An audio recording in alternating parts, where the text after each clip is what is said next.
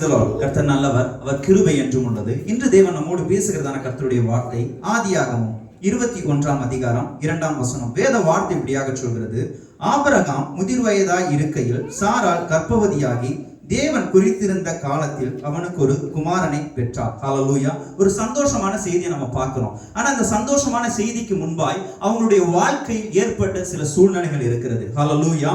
இன்று கர்த்தர் நமக்கு கொடுக்கிற ஒரு வார்த்தை நம்பிக்கை. இன்னைக்கு பல காரியத்தை குறித்து நம்பிக்கையற்றவர்களாய் ஒருவேளை அந்த சத்தத்தை நீங்க கேட்பீங்க அப்படின்னு சொன்னா, அதே சூழ்நிலையில தான் ஆபிரகாமும் சாராளும் இருக்கிறாங்க.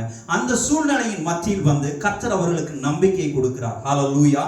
நம்பிக்கை கொடுக்கிறது மட்டுமல்ல, வார்த்தையை கொடுத்து அவர்களை பலப்படுத்துகிறார், அவர்களை தைரியப்படுத்துகிறார். அது மாத்திரமல்ல, அவர்களோடு வார்த்தையினால் என்ன பேசினாரோ அந்த வார்த்தையை அவர்கள் கரங்களில் சுதந்திரித்துக் கொள்ள கர்த்தர் கிருபை செய்கிறார். ஆமென். இந்த காலை வேளையில் ஒரு வேளை ஏதோ ஒரு விஷயத்துல நீங்களும் கலங்கி நிக்கிறீங்களா?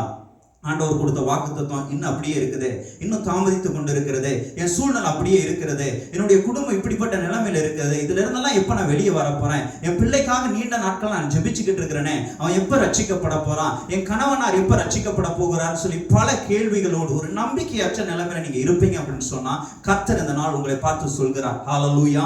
சாராள் நம்பிக்கையற்ற ஒரு நிலைமையில இருந்தாங்க.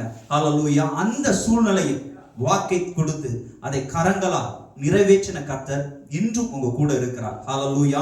அவர் உங்களுக்கு சொன்ன வார்த்தை ஒன்றும் ஹல்லேலூயா வெறுமையாய் போவதில்லை, அது நிச்சயம் நிறைவேறும். இன்றும் கர்த்தர் உங்க வாழ்க்கையில அற்புதம் செய்ய அவர் வல்லமை உள்ள தேவனா இருக்கிறார். ஒருவேளை என் சத்தத்தை கேட்கிற சகோதரனை சகோதரியே, ஆண்டவராக இயேசு கிறிஸ்துவை குறித்து யாரோ சொல்லி நீங்க கேள்விப்பட்டிருக்கலாம், இந்த இயேசுவின் அண்டையில போனா நமக்கு ஒரு அற்புதம் நடந்துரும், அவருக்கு நமக்கு ஒரு விடுதலை ஆகிரும் சொல்லி நீங்க கேள்விப்பட்டிருக்கலாம். நிச்சயம் அவர் அண்டையில வந்தீங்கன்னா, அவரை ஏற்றுக்கொண்டீங்கன்னா, அவரிடத்துல உங்க காரியத்தை சொன்னீங்கன்னா, நிச்சயம் உங்க வாழ்க்கையில ஒரு விடுதலை நடக்கும். இன்று அந்த விடுதலையை செய்ய இயேசு வல்லமையுள்ள தேவனா இருக்கிறார். அவரை தேடி வருவீங்க அப்படின்னு சொன்னா, அவர்கிட்ட உங்க காரியத்தை சொல்லுவீங்க அப்படின்னா, நிச்சயம் கர்த்தர் உங்களுக்கு உதவி செய்வார். பல மனுஷன்ட்ட சொல்லி ஏமாந்து நிக்கிறீங்கல்ல, பல பேர்கிட்ட சொல்லி உங்க கூட இருக்கும்போது நல்லது செஞ்சிருப்பாங்க, நல்ல விதமா பேசியிருப்பாங்க. ஆனா நீங்க போனதுக்கு அப்புறம் ஏதோ ஒரு விஷயத்துல நீங்க பிரிந்ததுக்கு அப்புறம் உங்களை குறித்து தவறா சொல்லிக்கிட்டு இருக்கிறாங்கல்ல, அப்படிப்பட்ட மனுஷனை நம்பாதீங்க, கர்த்தரை நம்புங்க. இந்த காலை வேளையில அவர் உங்க கூட இருக்கிறார். அவர் உங்களை ஆசீர்வதிப்பார். இன்றைக்கும் உங்களுடைய வாழ்க்கையில அவர் நன்மைகளை செய்ய அவர் வல்லமை உள்ள தேவனா இருக்கிறார். அவருடைய கரத்துல உங்களை ஒப்புக் கொடுங்கள். கர்த்தர் உங்களை ஆசீர்வதிப்பார். God bless you. Amen.